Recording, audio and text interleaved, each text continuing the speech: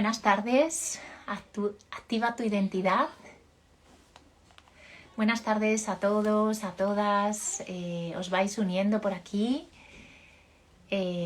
a este directo. Esta semana ya os anunciaba ayer que íbamos a tener 2 encuentros muy interesantes. Espero que os gustara. Si pudisteis ver el que hicimos ayer con Yolanda Modrego, hablamos de coaching con caballos, de el no merecimiento, y bueno, pues la verdad que fue un directo maravilloso y podéis escucharlo si os apetece aquí o en el canal de YouTube.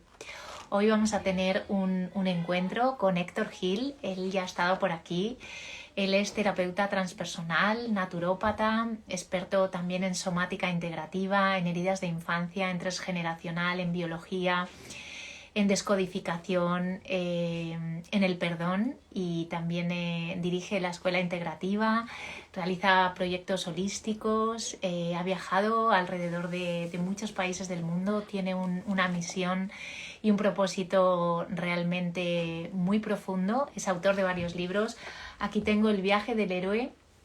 La verdad que es un libro que te ayuda si quieres acompañarte a ti en tu viaje y si quieres acompañar a otras personas también, con un montón de herramientas y la verdad que un montón de claves que te ayudan.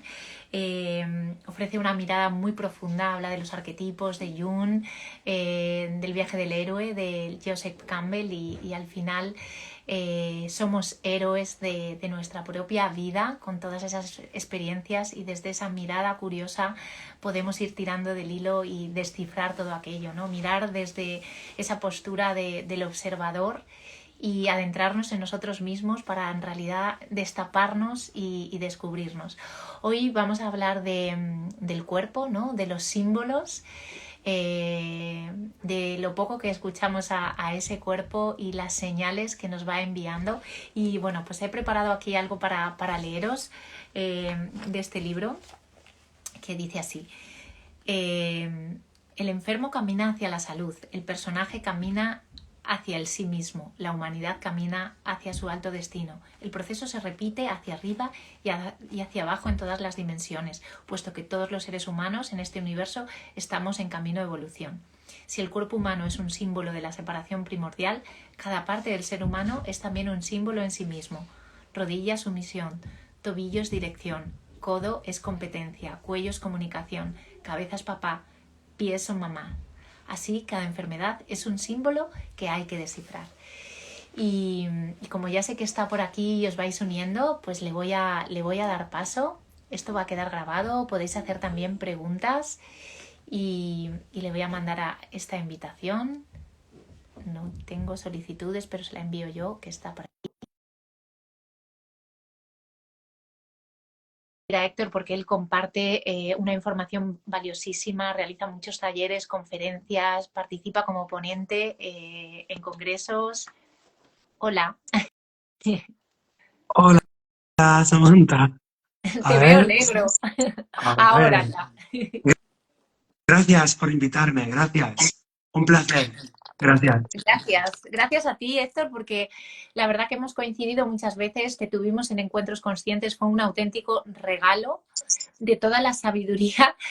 Yo creo que todos, ayer veía vídeos y recordaba ese momento y estábamos todos con la boca abierta de todo lo que nos compartías, además de una manera muy cercana, ¿no? Que al final eso también nos ayuda a conocernos más en profundidad y saber cómo nos podemos también nosotros sanar, ¿no? Y entendernos de alguna manera. Así que gracias a ti siempre.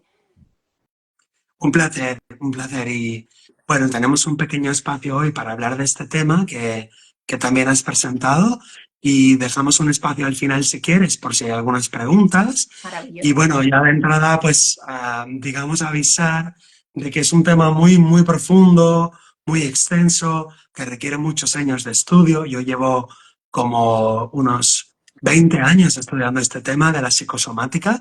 Me interesa muchísimo, me gusta mucho, sigo aprendiendo y claro, no se puede explicar en 40 minutos todo, así que tenedme paciencia, por favor. Sí. Pero, por ejemplo, porque yo sé que tu propia experiencia personal, tu propio viaje fue el que te puso hoy aquí, ¿no? En todo lo que haces, en estos acompañamientos. Entonces, ¿cómo se inicia eso en ti y cómo nace también esa mirada desde ese lugar para adentrarte en toda esa temática?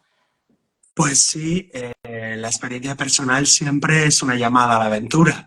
En mi caso, yo había leído libros de psicosomática, me interesaba el tema de la mente humana, el inconsciente, el tema de la sombra de Jung siempre me interesó, que tiene que ver la sombra con lo que se expresa a través de la enfermedad. Pero fue una enfermedad que yo tuve, que era la psoriasis, y fui al médico, me dijo que me tenía que poner unas gotas, y cuando llevaba ya varios meses poniéndome las gotas todos los días, un día fui y le pregunté que no se me había curado, que qué pasaba. Y me dijo que ni hablar, que eso era para siempre, que era una enfermedad crónica y que las gotas son simplemente para atenuar, pero que esa enfermedad es crónica y no se cura. Entonces me indigné mucho, me enfadé mucho con un poco, digamos, con la vida, ¿no? Y con la doctora.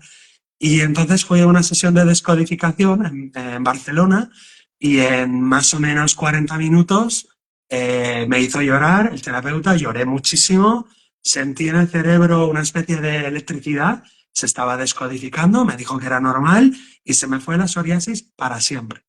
Fíjate.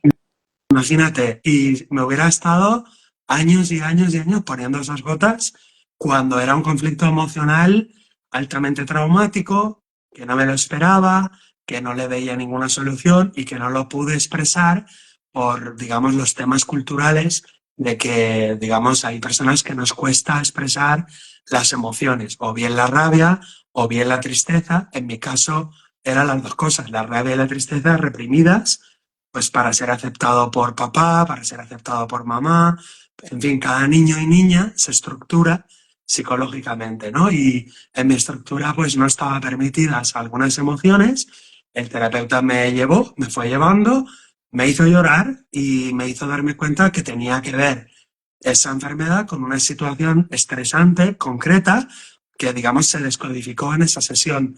Y desde entonces dije, ostras, aquí hay algo muy importante, yo quiero estudiarlo más. Empecé a estudiarlo, a leer libros como La enfermedad como camino, Mi cuerpo para curarme, Descodificación biológica, Christian Fletch, Salomón Selam, Enrique Corbera, Ángeles Walder, luego entré con el Dr. Hammer, luego entré con La medicina patas arriba, El rapto de Higia, me hice el graduado de naturopatía, que eran cuatro cursos, me hice los 6 cursos de descodificación, empecé a estudiar psicosomática clínica humanista, vamos, que me metí De lleno, con- vamos.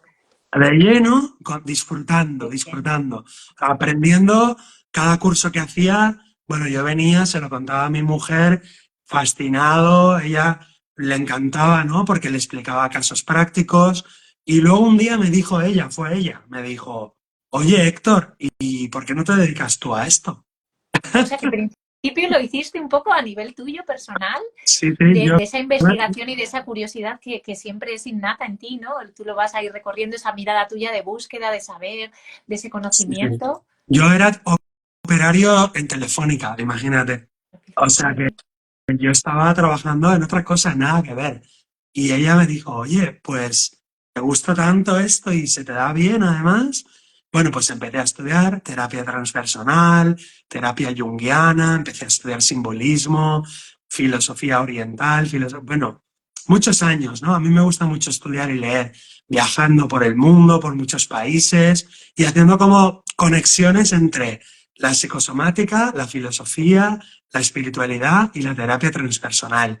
Y luego me di cuenta que lo que había hecho yo durante años en Telefónica como operario era algo parecido, porque lo que yo hago es conectar saberes o sabidurías como en Telefónica conectaba cables. Fíjate. O sea, y yo que conecto esos hilos y esos vínculos, al final es que en esa red, fíjate todo lo que surge, ¿no? Nuevas posibilidades, nuevos puentes, ¿no? Y a veces, muchas veces, esos recorridos que tú hablas, que parece que no forman parte, porque luego hacemos otra cosa diferente, cuando estamos ahora y vemos ese recorrido, ese viaje nuestro, decimos, jo, es que esto lo tuve yo que hacer para poder entender que ahora me conforma también y forma parte de esa experiencia mía, personal y profesional. Por eso la vida es una magia y la vida está dirigida por una mente, digamos, increíblemente maravillosa. Dicen que los sabios que es como una alfombra mágica, que la vemos por debajo y vemos los hilos y no entendemos los colores, ¿no? que viene un color azul, un color verde, un color negro, pero cuando esa alfombra de la vida la vemos con una cierta perspectiva, lo que llamaríamos una perspectiva transpersonal o una experiencia filosófica profunda o mística, entonces vemos que todo encaja, que todo tiene una razón de ser y que al final todo es para bien y hay una inteligencia superior que rige, digamos, los siglos de esa alfombra mágica.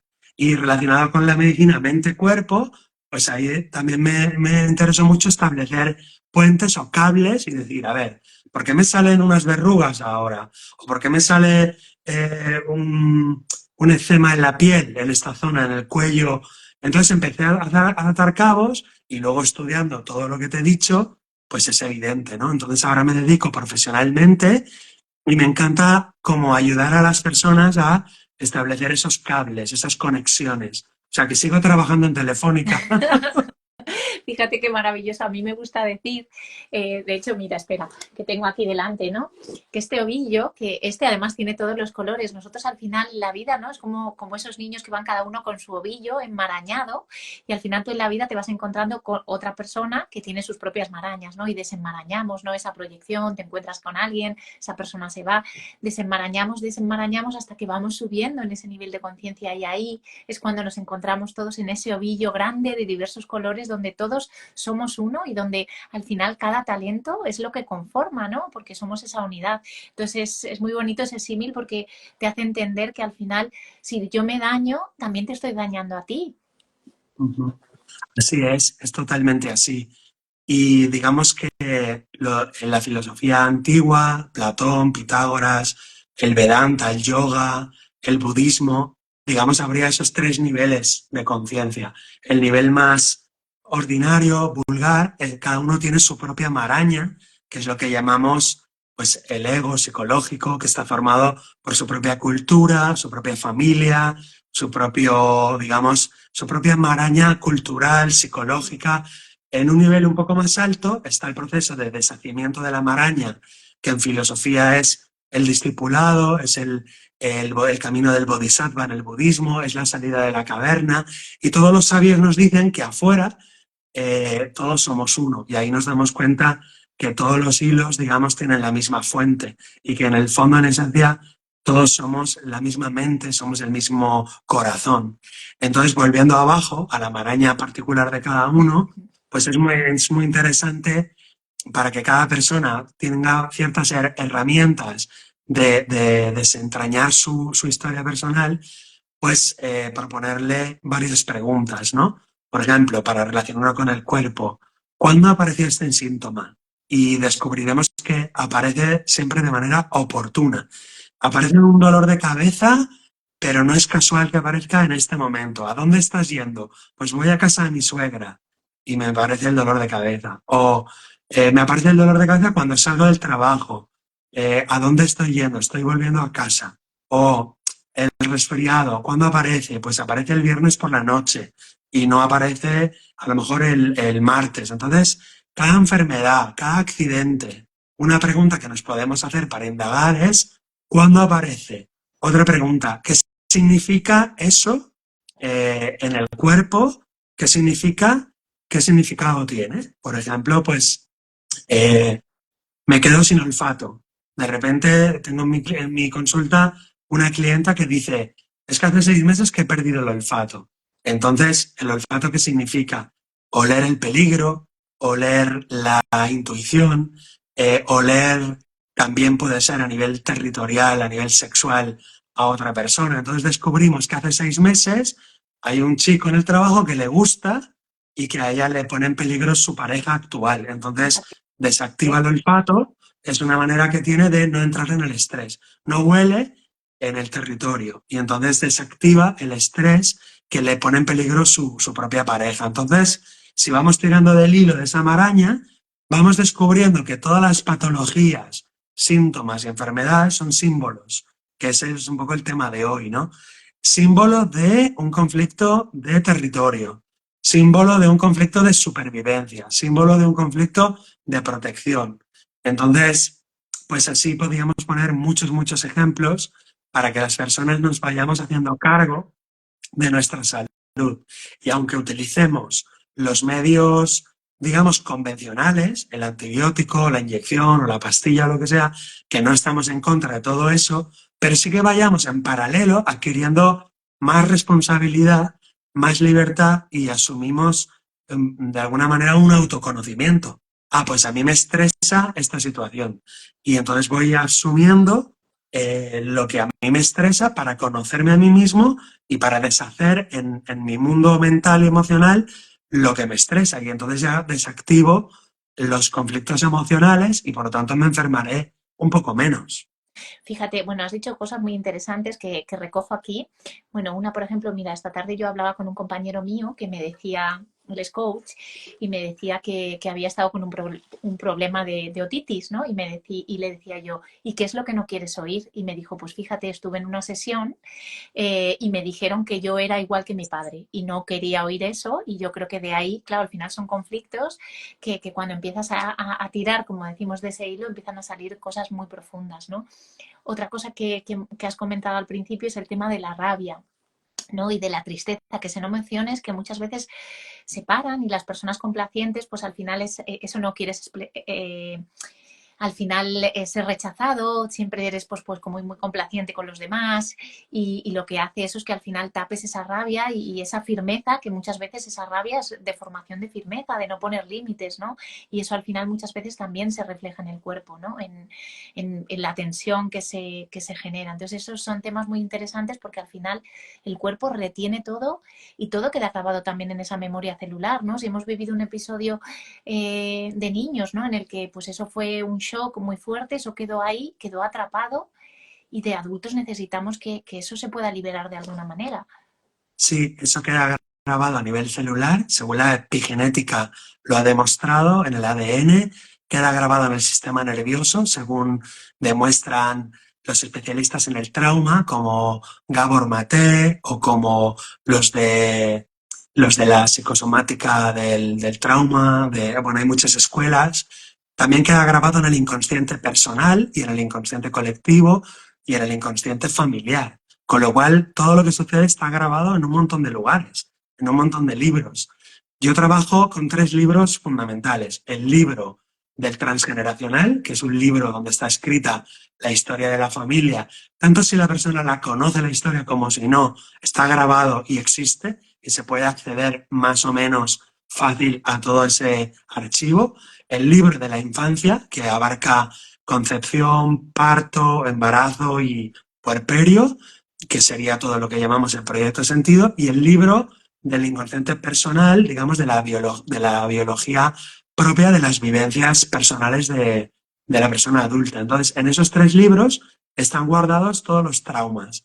Los traumas son zonas psíquicas o energéticas o nerviosas donde la energía queda trabada, donde la energía baja en su frecuencia y serían como zonas donde la energía queda congelada o cristalizada. Y entonces, a través del proceso terapéutico, vamos accediendo a esas zonas para que se puedan expresar, digamos, emociones congeladas, emociones reprimidas, creencias inconscientes que marcan nuestra vida y nuestro destino. Entonces, se trata como de ir destapando, de ir abriendo, pero también de ir integrando esa información para que no sea un caos. No es siempre abrir la caja de Pandora, sino que es ir abriendo e ir integrando esa información para que la personalidad, digamos, cotidiana no se desborde, sino que se pueda ir integrando. Por eso es un proceso paulatino, suave, amoroso, pero firme y de valientes. Entonces se tiene que ir integrando.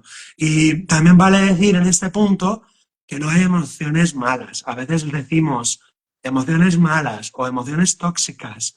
No es exactamente así. A veces decimos, son emociones tóxicas. En realidad no hay emociones malas ni emociones tóxicas. Lo que hay son emociones mal gestionadas, emociones mal canalizadas o emociones no digeridas o emociones no bien administradas. Entonces se convierten en malas porque no están bien gestionadas. Pero en realidad la ira, la rabia, incluso el odio, el miedo, la tristeza, la culpa, todo eso, si estuviera bien gestionado, bien canalizado hacia arriba, entonces no se quedaría codificado y se volvería en una energía disponible para ser utilizada. Por ejemplo, imaginaros el odio o la rabia, ¿no? Decís, esos son emociones tóxicas, mejor las tapo. No, no, no.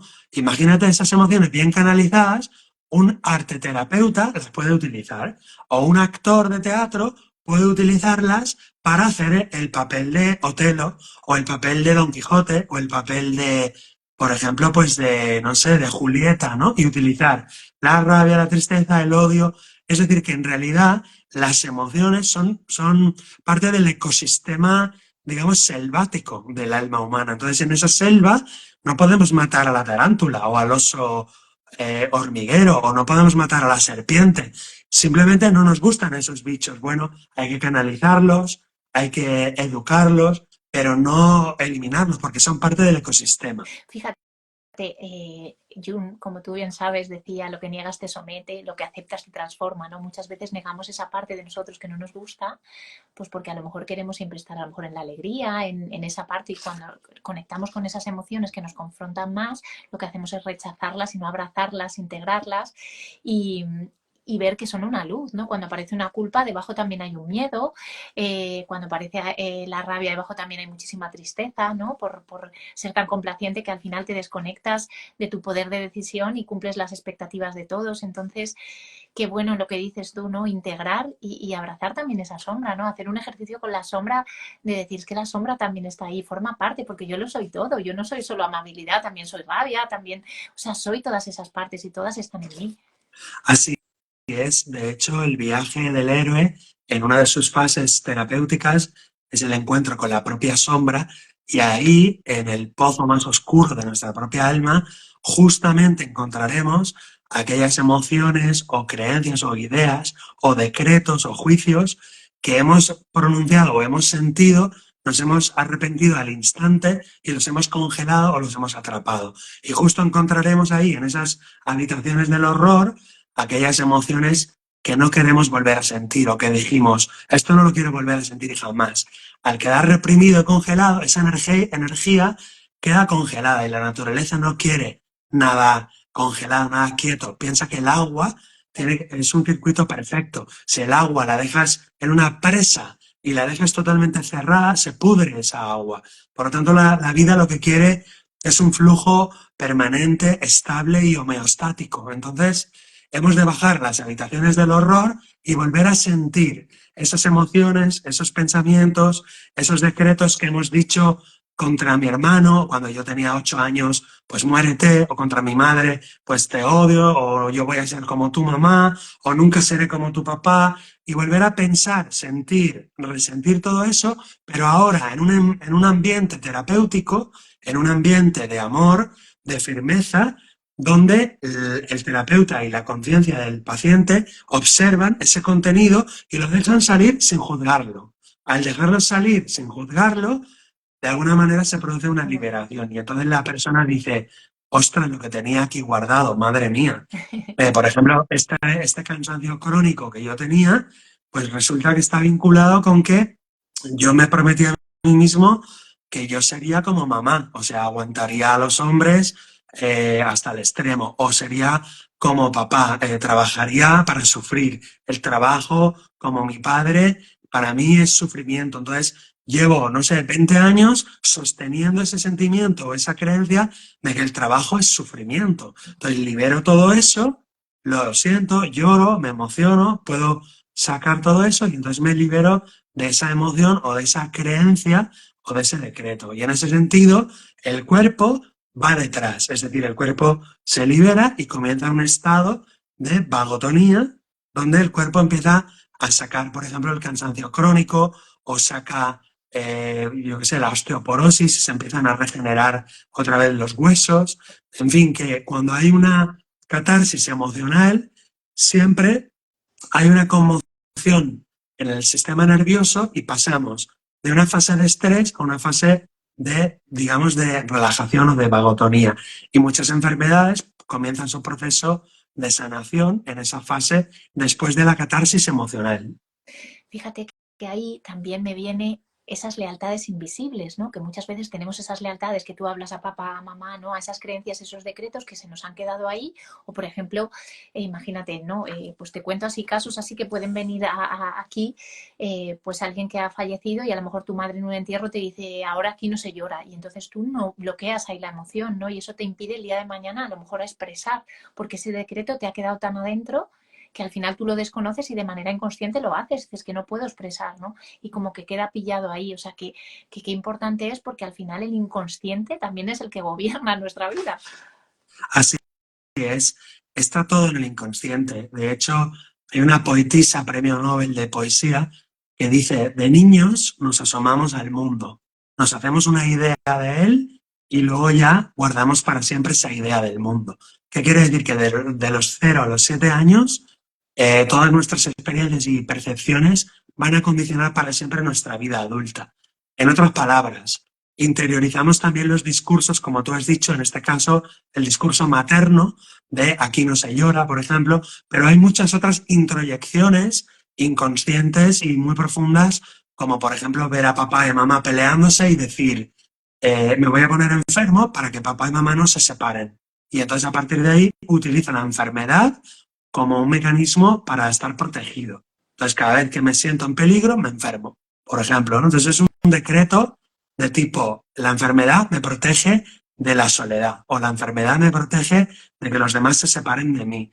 O otro decreto, pues como mi padre gana mucho dinero, está todo el día fuera de casa, mi madre está enfadada con él, pues el dinero es malo. Y entonces ahí decreto, el dinero es malo, o nunca tendré dinero, porque por culpa del dinero mi madre está sola.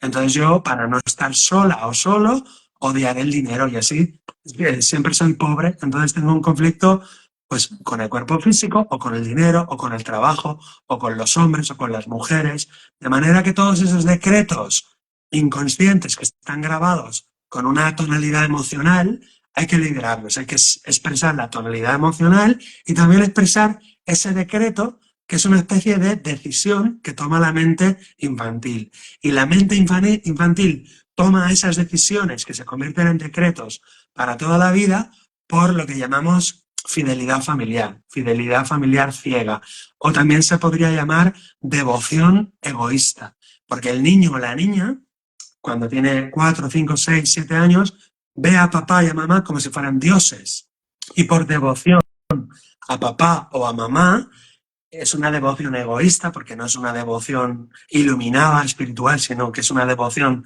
biológica de supervivencia. Por esa devoción decretamos y decidimos. Y en la consulta lo vemos todos los días en terapia, cómo esas decisiones han marcado toda nuestra vida y simplemente vamos a la niña interior o al niño interior y le permitimos que cambie su opinión, que cambie su decisión. Y entonces desaparecen muchas enfermedades cuyo conflicto programante está ahí en la infancia. O sea, hay un conflicto desencadenante en la vida adulta, por ejemplo, me echan del trabajo y hago un cáncer de hígado, por ejemplo, miedo a morir de hambre, pero ese conflicto desencadenante de la enfermedad a los 50 años resuena o se conecta por un cable con un conflicto de la misma tonalidad, del mismo color que está en la infancia. Y a ese conflicto le llamamos conflicto programante. De manera que toda enfermedad tiene 3 conflictos. Un conflicto transgeneracional de miedo a morir de hambre. Mi abuelo en la guerra civil tenía miedo de morir de hambre. Conflicto estructurante. Se conecta por un cable de resonancia con el conflicto de la infancia, que le llamamos conflicto programante.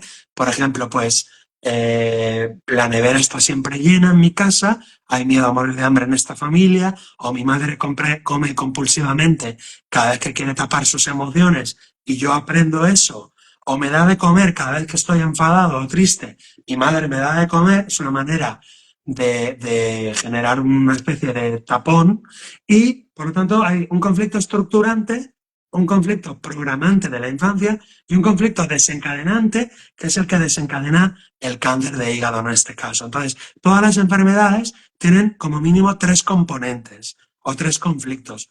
Sería algo así como, digamos, un quesito del 100%, pues en esta enfermedad decimos, esta enfermedad tiene un componente de un 50% de vida adulta, un 25% de vida de la infancia y un 25% del árbol transgeneracional.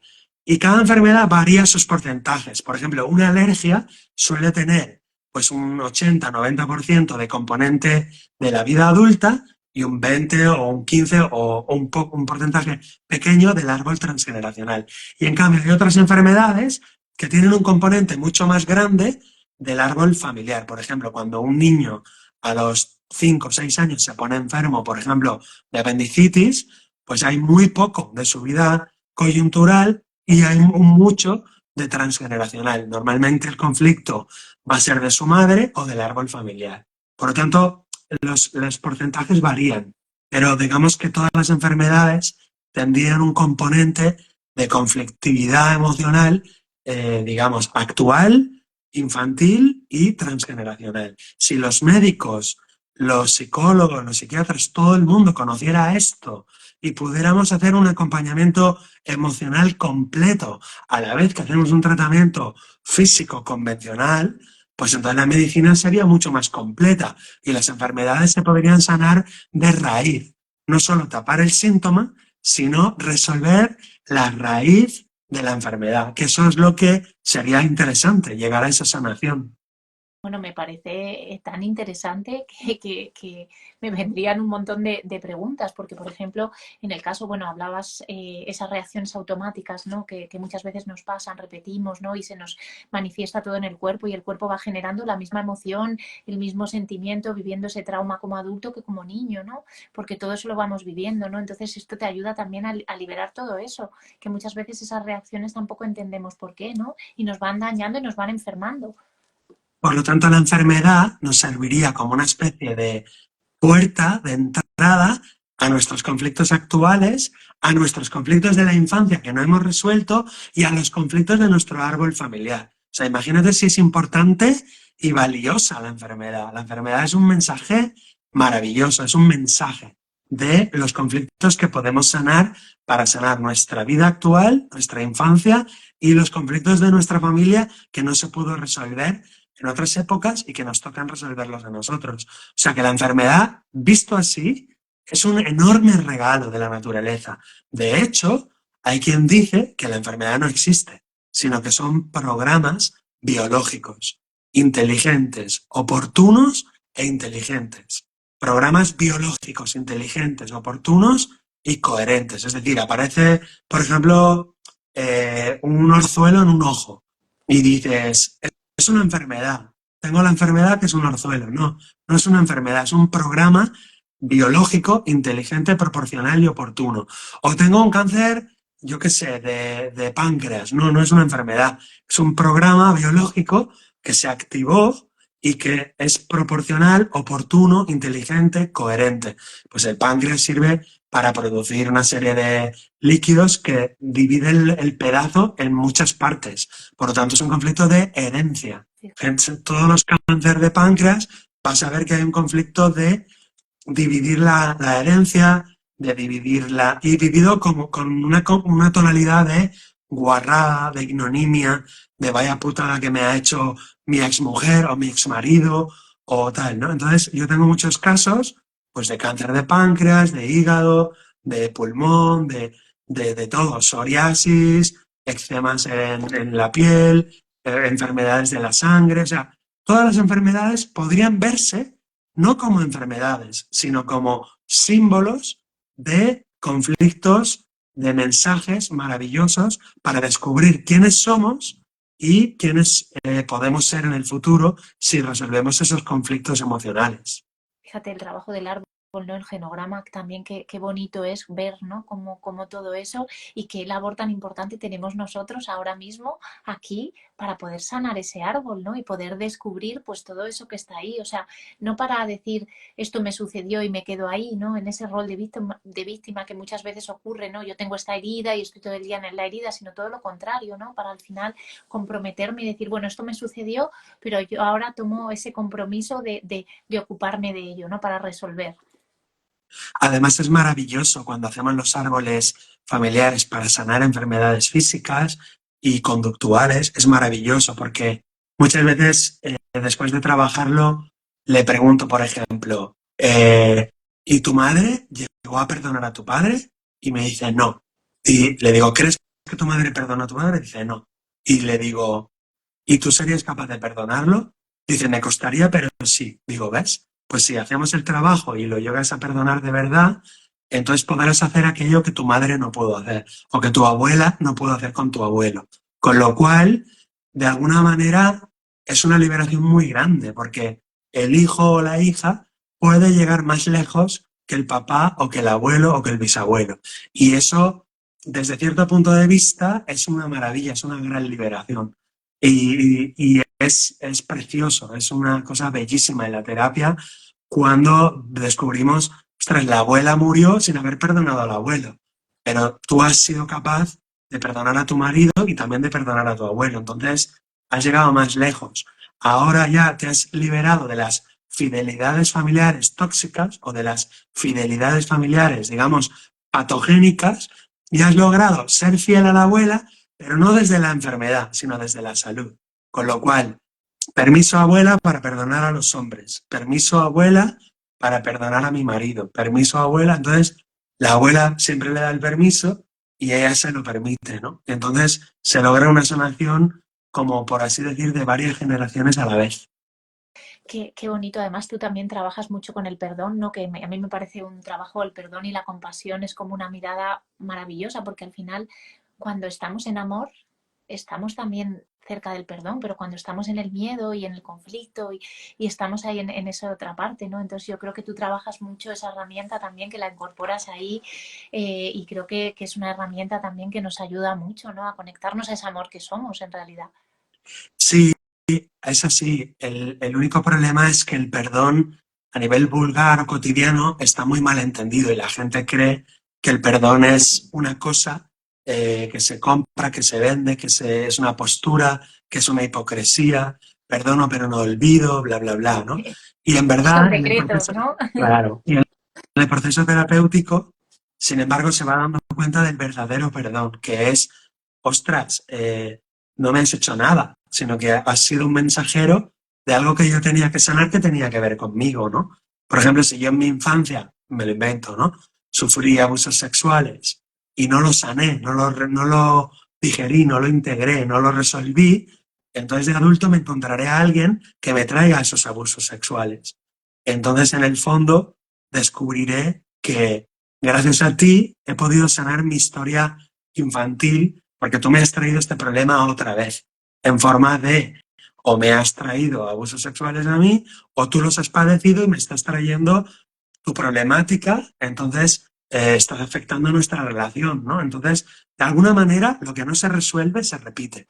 Siempre lo que no se resuelve atrás se repite en el futuro. Y los que nos traen las cosas desagradables, no deberíamos odiarlos o acusarlos, sino los que nos traen son mensajeros. Como la enfermedad es un mensajero, el que nos trae un conflicto, un problema, no deberíamos matarlo, porque ese es el mensajero.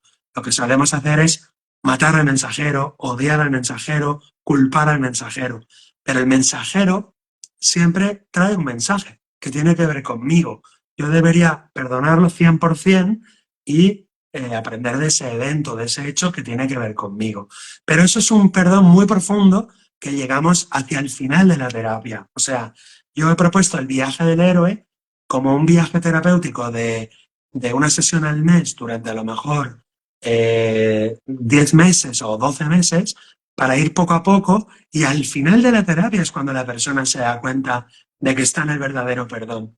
No al principio. Al principio la gente dice, sí, sí, yo ya he perdonado a mi madre, yo ya perdoné a mi violador, yo ya perdoné. No, pero no es un verdadero perdón. Es al final de la terapia cuando la persona se da cuenta, después de haber sanado tanto, de haber hecho tantos ejercicios y todo, dice, ostras, gracias a esa persona que me, que me hizo ese daño tan grande, yo me doy cuenta que yo no me quería a mí mismo, o que yo no me estaba amando bien, o que yo me estaba traicionando a mí misma, y gracias a ese dolor, a ese conflicto que me trajo, me despierto y reencauzo mi vida, y si no fuera por él, o por ese dolor, o por aquello que me hizo, yo no hubiera despertado a una vida más consciente, más adulta, más madura.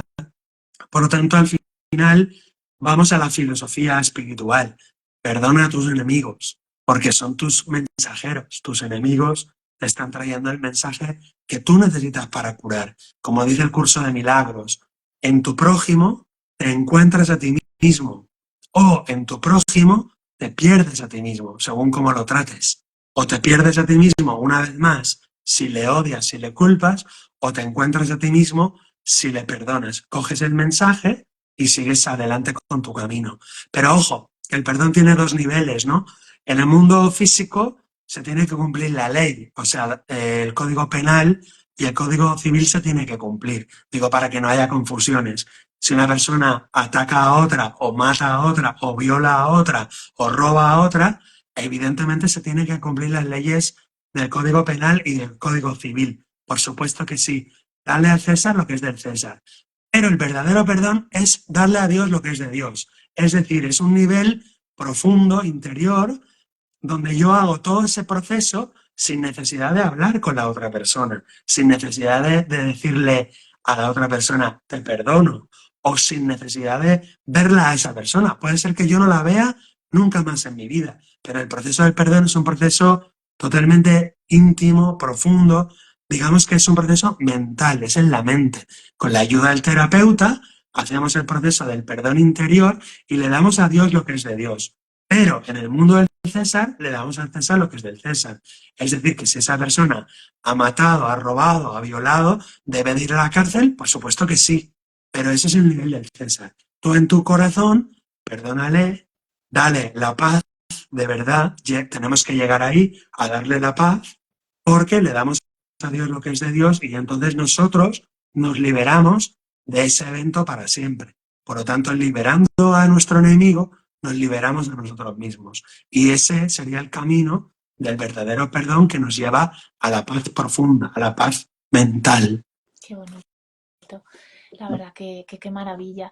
Y mira, bueno, por aquí hay alguna pregunta que ahora si quieres las contestamos, pero alguien antes al principio hablaba, ¿no? También somos energía, ¿no? Y si estamos vibrando también en una determinada frecuencia, en una determinada energía, también eso es lo que vamos a traer también a nuestra vida, ¿no? Sí. De hecho, la mente está llena de contenidos. Y si tú culpas a alguien afuera, tú crees que lo estás proyectando hacia afuera y te estás liberando de la culpa, porque la estás proyectando en tu hermano, en tu prójimo. Pero si la estás proyectando, la estás sosteniendo. Y si la estás sosteniendo, esa culpa está en tu mente. Por lo tanto, cuando señalamos para allá, 3 dedos señalan para acá. Si yo estoy lleno de culpa hacia el mundo o hacia las personas, en realidad está dentro de mí. Por lo tanto, mi vibración o mi contenido mental es culpa. Y cuando yo en mi mente decreto culpa y sostengo culpa, fíjate que culpa inmediatamente pide castigo. Y castigo pide inmediatamente dolor. Y dolor pide enfermedad y accidente. Por eso para mí, todas las enfermedades y todos los accidentes son el resultado de haber pedido dolor, de haber pedido castigo, de haber decretado culpa y de haber juzgado a algún prójimo, en la infancia o en la madurez o en la vida actual. Pero toda proyección debe ser recogida. Todo lo que lanzamos hacia el mundo debe ser recogido porque todo lo que lanzamos hacia el mundo se repite una y otra vez. Es el samsara, se repite una y otra vez. Pero si yo lo que lanzo lo reconozco, lo recojo, lo deshago en mi mente con ayuda terapéutica y lo entrego al Espíritu Santo, a la mente recta, al campo cuántico, entonces eso ya no se repite más y se convierte en nirvana. Y entonces, en la medida en la que voy recogiendo mis proyecciones, las voy entregando al espíritu en lugar de juzgar y odiar hacia afuera, en esa misma medida voy liberando mi mente y la voy dejando que vaya, digamos, elevándose, ligereza, voy cortando los sacos de arena y como un globo aerostático se va impregnando de la luz espiritual. Y ese es el camino, digamos, hacia la paz, hacia la divinidad. Mientras que la proyección genera más proyección y por lo tanto lazos kármicos en el mundo del samsara. Y esos lazos kármicos nos llevarán a repetir una y otra vez los mismos problemas. Y las enfermedades son la expresión ya en su grado, digamos, somatizado. Es decir, que primero ocurre a nivel mental culpo, juzgo, odio, deseo dolor para otra persona, luego se va al plano emocional, luego se va al plano energético, luego se va al plano nervioso y finalmente aparece en un órgano. Por lo tanto, una enfermedad en un órgano ya es una somatización de un pensamiento, digamos, que ha bajado por diferentes dimensiones. Primero fue el verbo y luego fue la carne, o el verbo se hizo carne, que dice la mística, los gnósticos, los cristianos, el gnosticismo antiguo. El verbo, o la palabra, o el pensamiento, toma carne. Cuando algo aparece en la carne, por ejemplo, pues no sé, una fascitis plantar o una tendinitis, o cuando algo aparece en el cuerpo físico, siempre es un símbolo de un conflicto emocional y mental. Fíjate qué importante cómo nos hablamos, lo que decimos y también cómo vemos el mundo, ¿no? Porque al final el mundo no es como es, sino como nosotros lo vemos desde todo eso, ¿no? que tenemos dentro. Pues mira, si quieres, Héctor, vamos a mirar aquí que sí que han puesto algunas preguntas. Alison, por aquí te mando un abrazo. Una enfermedad metabólica rara con la que nace una hija es para toda la vida, como la fenilcetonuria. ¿Qué información me trae? ¿Se puede sanar? No sé si lo he leído bien. Mira, tengo gafas, es que me he puesto gafas hace poco y lo veo un poco lejos, me lo voy a poner yo. Sí, no te preocupes, no te preocupes, que la he leído, Sí, Samantha, es verdad que es que...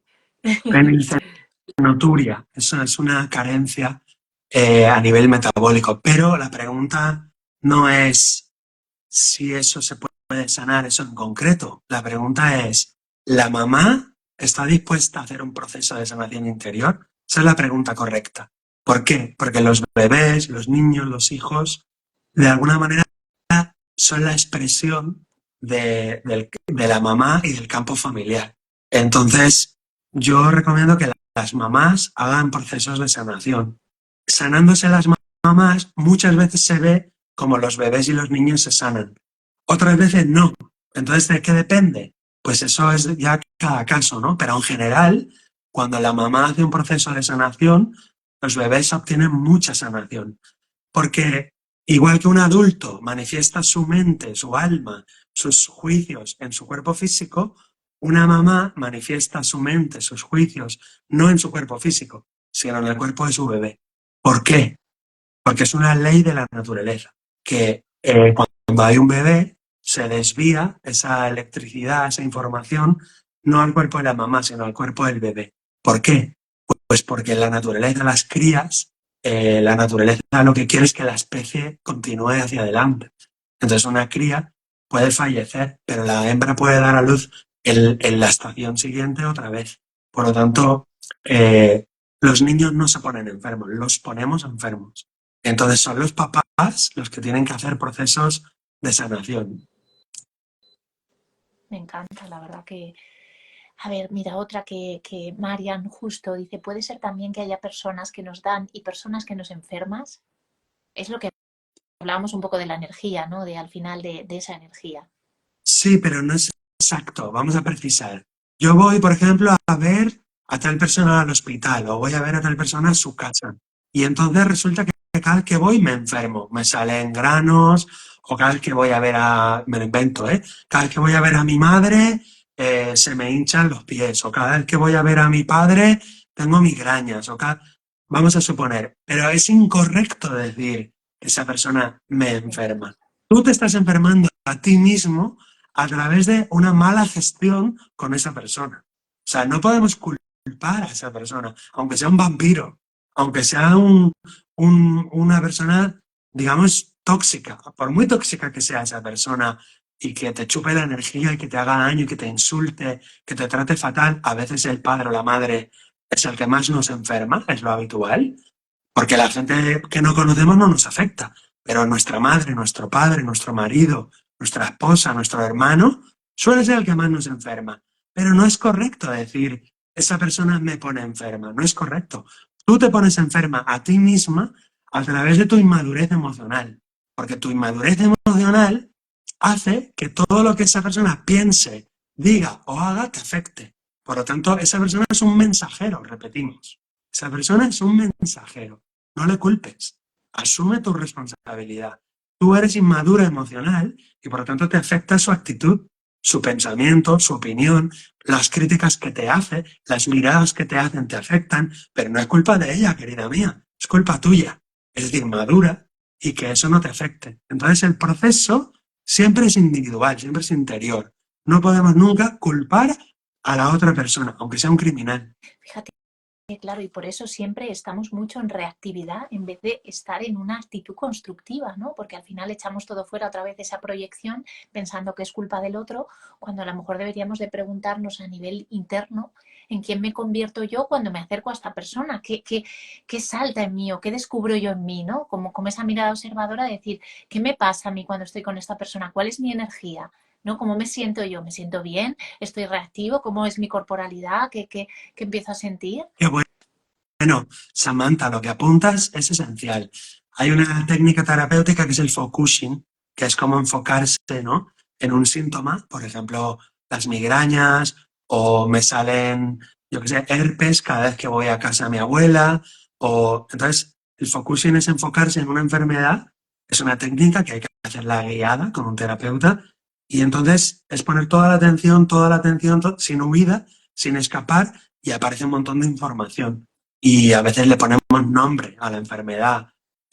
Cáncer de, no sé, de estómago, y decimos la fábrica tal, donde me he tenido que tragar un despido improcedente, me lo he tragado y ahora no lo digiero, ¿no? Pero insistimos, no podemos culpar al jefe de la fábrica o a papá o a mamá. Tenemos que madurar emocionalmente para que eso no nos afecte. Y la pregunta, como tú decías, es ¿en quién nos convertimos cuando nos acercamos a...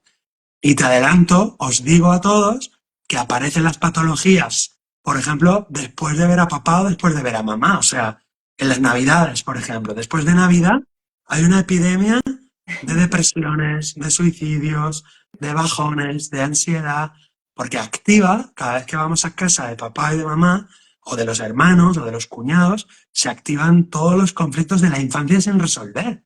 Entonces, por favor, no culpemos a esa persona por tóxica que sea su conducta, que puede serlo y mucho, pero al final no es culpa de ella. Al final es responsabilidad tuya. Siempre digo que hemos de lograr una distancia justa también, ¿eh?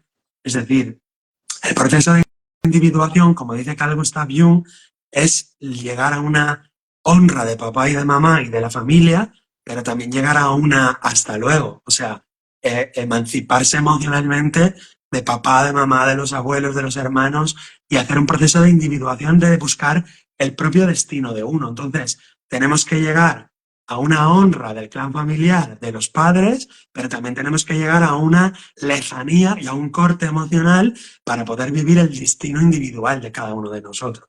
Por lo tanto, hay que lograr, digamos, un equilibrio y una distancia justa. Es decir, para algunas personas ir a ver a mamá puede ser una vez a la semana, para otras puede ser 2 veces a la semana, pero para otras con una vez al año ya está, no puedo ir a verla más, porque su enfermedad se agrava cuando va más de 3 veces al año a verla. Entonces, lo ideal sería que se descodificara y que madurara emocionalmente para que pudiera soportar la presencia de la otra persona.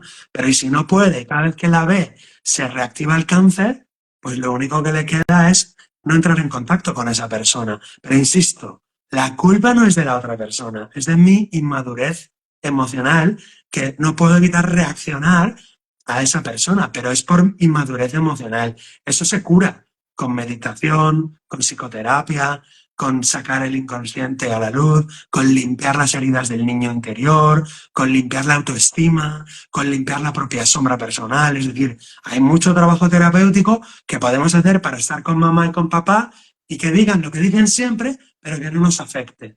Qué maravilla. Fíjate, claro, ahí es esa tribu de origen a la que honramos, pero también nosotros tenemos ahora nuestra tribu sagrada, que es la que formamos con nuestra nueva familia, con nuestras nuevas creencias, ¿no? Soltando todo eso, oye, que nos sirvió en un momento, lo honramos, lo agradecemos, pero hoy, como las personas que somos, en la madurez que estamos, ahora ya no. Y también está bien decir, oye, pues hasta aquí estoy yo, pero a partir de ese momento ahora ya entra mi tribu sagrada, ¿no? Y soltar un poco y cortar ese hilo, porque si no, al final te das cuenta que estás todo el rato agradando para llegar a agradar a ese papá y esa mamá que en ese momento parece que nunca agradamos y estamos siempre haciendo para ver si en alguna manera nos reconocen. Correcto, Samantha, has dado en el clavo. O sea, la diana le ha dado la flecha en el centro. Esperamos el reconocimiento de papá y mamá eternamente. Y eso es una de las patologías, digamos, mentales que se somatizan en el cuerpo y se expresan en enfermedades físicas de todo tipo. Yo lo veo todos los días en la consulta. Tenemos que dejar a papá y a mamá en libertad total, no esperar nada de ellos. Hay que emanciparse, madurar desde la honra, no desde el odio, no desde el rechazo, sino desde la honra. Te honro, te respeto, agradezco, tomo a los padres, lo que en constelaciones se llama tomar a la madre, tomar al padre, tomo al clan, tomo a la familia en mi corazón, pero sigo mi camino. Fíjate que el maestro del amor, que es Jesucristo, o que es Krishna, o que es Buda, todos dicen, sí, sí, honra a papá y a mamá, pero sigue tu camino.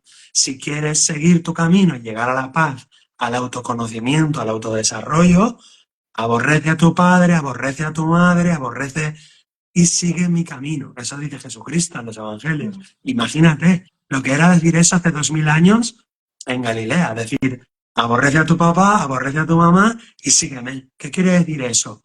No quiere decir que los rechaces, que los odies. Tú los sigues yendo a ver, pero no esperas ya más nada de ellos. Sigues tu camino y te vinculas con tu nueva familia, que es tu familia espiritual, que es tu tribu espiritual. Y necesitamos esa comunidad nueva, esa nueva comunidad que de alguna manera es elegida. De alguna manera no es obligada como la familia de sangre, sino que es elegida. Y aquí tenemos un pequeño problema, y es que muchas personas nos llevamos a la tribu espiritual las patologías no resueltas con la tribu familiar. Entonces, en los nuevos grupos de desarrollo, de yoga, de terapia, en esos grupos llevamos problemáticas y decimos, ostras, pero si somos todos espirituales, ¿por qué nos peleamos? Bueno, porque estamos trayendo el problema que no resolví con mi mamá o con mi papá, porque uno siempre tiende a proyectar. Entonces, el problema que yo no resolví con mamá, lo repetiré con una figura materna que haya en ese grupo. El problema que yo no resolví con papá, lo proyectaré en el líder o en el jefe o en el que pone las leyes de ese grupo. El problema que yo no resolví con mis hermanos, que son relaciones horizontales, me lo llevaré a tener conflictos con mis compañeros de trabajo o con mis compañeros de grupo que están en el mismo rango horizontal que yo. Con lo cual, nos conviene sanar la infancia y la mente inconsciente sí o sí. Primero, para curarnos las enfermedades físicas. Segundo, para mejorar nuestra relación con la familia. Y tercero, para mejorar nuestra relación con la tribu espiritual. Porque si no, la tribu espiritual tampoco funcionará. Y con nosotros mismos y con el mundo también, ¿no? Al final es esa relación. Fíjate que llevamos una hora aquí y yo creo que además, mira, bueno, hay alguna pregunta que si quieres la podemos dejar para no alargar, que me gustaría que nos contaras un taller que tienes, pero podemos hacer hasta traerte una vez al mes y que te resolvamos dudas, si quieres, que hablamos de distintas temáticas, porque es que es tan interesante lo que haces, el proyecto Sentido, yo no sé, hay tantas cosas que creo que pueden ayudar mucho y luego que nos cuentes también ese taller que sé que estás preparando ahora para marzo, cómo pueden también trabajar contigo, cómo pueden estar en todo lo que tú haces, que es una maravilla. Sí, pues Samantha, se ha cortado un poquito, pero creo que me preguntabas por el taller y por el trabajo, ¿no? Sí. Es que se ha cortado un poquito la conexión. Pues sí, el trabajo que yo hago es una sesión al mes, nada más, de 50 minutos. Hacemos un trabajo con el árbol familiar, con la terapia transpersonal, con diferentes técnicas y pongo tareas o ejercicios entre una sesión y la otra para que la persona camine por su propio pie durante un mes y nos vamos encontrando en encuentros que son, digamos, de acompañamiento, pero cada persona hace su camino y a mí me gusta que la persona asuma ese rol de caminante. Y yo soy como un acompañante, pero yo no curo a nadie. Yo nunca he curado nada, sino que yo acompaño. Las personas se cura a sí misma. Eso es lo primero. Y luego a nivel del taller, pues suelo hacer un taller una vez al mes o cada 2 meses de 2 o 3 horas online y lo hago el domingo por la tarde. ¿Por qué? Porque tengo gente de América Latina, entonces para ellos es por la mañana y entonces el próximo taller es el cuerpo y sus símbolos, que será este próximo domingo, creo que es 11 de marzo, a las 17:30 de España, y es un taller donde veremos un poquito la parte teórica, veremos preguntas y respuestas y terminaremos con algunos ejercicios donde podamos ya llevarnos para casa ejercicios para sanar por lo menos algunas patologías un poco más asequibles o más accesibles. Las patologías ya muy grandes requieren un acompañamiento más profundo, pero muchas cosas nos las podemos quitar con pequeños trabajos, como por ejemplo hacer un duelo de una persona querida o hacer el duelo de un animal o de una mascota, se nos va la alergia, por ejemplo, o hacer un ejercicio de perdón hacia, por ejemplo, nuestro exnovio, que tenemos ahí un conflicto que se repite. O sea, hay muchas cosas que se pueden abarcar con algunas pequeñas sesiones y pequeños ejercicios, pero profundos y muy emocionales. Y luego tenemos aquí este libro bueno, yo os lo recomiendo, sobre todo para vosotros, para las personas que acompañéis, que tiene un montón, bueno, es un libro, creo que tienes un montón de ejercicios, ayudas, das un montón de contenido científico, Jung, Campbell, bueno, es todo una maravilla. Yo lo tengo casi todo también subrayado y con notas, porque la verdad que es un gran manual para tener y poder descifrar muchas cosas a nivel profundo, de Sí, arquetipos. sí, el que quiera hacer como ese camino él solo lo puede ir leyendo y cada capítulo tiene una película o dos de recomendación para entender lo que está pasando el héroe en esas pruebas. Tiene una pieza musical para desarrollar la intuición y captar de forma pararracional los arquetipos. Luego tiene preguntas de autoindagación para poderse hacer como una especie de test de todo el camino, en qué pruebas estamos atascados, en qué pruebas estamos resistiendo que no queremos entrar. Y luego tiene también técnicas terapéuticas recomendadas. Y luego, pues, mucha bibliografía. Hay bibliografía profesional de la terapia transpersonal, de la ciencia, de la neurociencia y sobre todo, pues, Carl Gustav Jung y Joseph Campbell, que son un poco los pilares en los que me he basado. Deciros que no tiene mucho mérito, lo único que hago es aplicar el viaje del héroe a un proceso terapéutico, pero que es algo universal, que se sabe desde siempre, ¿no? Y que de alguna manera ese chamán o ese brujo, ese terapeuta de las tribus antiguas, hacía eso mismo, ¿no? Con ese enfermo o esa enferma, la llevaba, por así decir, de viaje, o iban a un santuario, o la mandaba a hacer un camino de Santiago, una peregrinación. En el fondo es ese viaje del héroe curativo, terapéutico, es algo muy antiguo, que ha existido siempre, o sea, no es nada nuevo. Simplemente hay palabras técnicas o científicas, pero en el fondo es el viaje del alma humana para la sanación y para el autoconocimiento. Y en la vida, en la propia vida está la sanación, ¿no? Como bien dice el libro. Pues la verdad que, Héctor, agradecerte muchísimo. Yo la verdad que he disfrutado. A mí me apasiona escucharte porque aprendo muchísimo. Espero que toda la gente que estaba por aquí, Alison, todos los que habéis estado, que podáis uniros a ese taller este domingo. Lo vamos a compartir. Voy a compartir el libro también. Vamos a dejar grabado también en el directo en los dos perfiles para que llegue a todo el mundo, compartirlo, que tiene muchas perlas y puede ayudar, y también lo vamos a dejar en YouTube.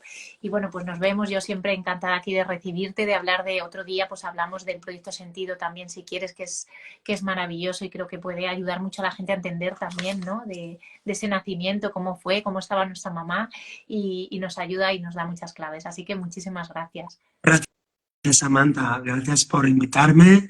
Cuenta conmigo y un abrazo muy grande para todos los que nos escuchan ahora en directo. Gracias por estar ahí, por compartir. Y nos vemos próximamente. Un Claro que abrazo sí. muy grande. Un abrazo a todos. Muchas gracias. Adiós.